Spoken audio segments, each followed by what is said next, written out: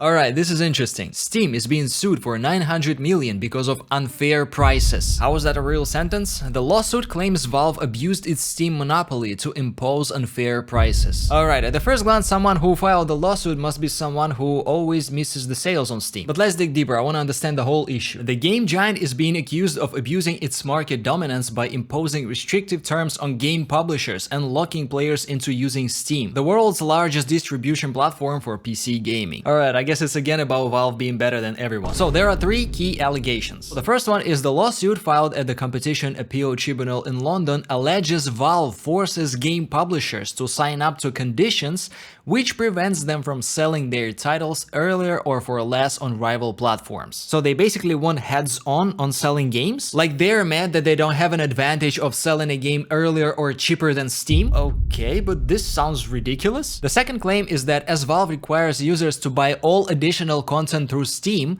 if they've bought the initial game through the platform, it is essentially locking in users to continue making purchases there. So first of all, aren't all the game stores do that? And second of all, why would anyone want to buy a game on Steam, for example, and then go to Epic Store to buy DLC for that game? That would just make more problems for users of platforms. There would definitely be optimization issues, like for example the one we had with Monster Hunter Wilds recently. The game was constantly looking for DLCs that the player didn't have, and it created FPS drops. Another thing is that it would require merging between different game stores. Like buying game on one platform, then buying DLC on another platform, okay, then the sharing of information between platforms and all that jazz. This just doesn't make sense, that just creates problems. And so the last key allegation is that all this arguably has enabled Steam to charge an excessive commission of up to 30%, making UK consumers pay too much for purchasing PC games and add-on content. So let me get this straight. They allege that Steam takes 30% commission, because of which Steam consumers pay 30% more,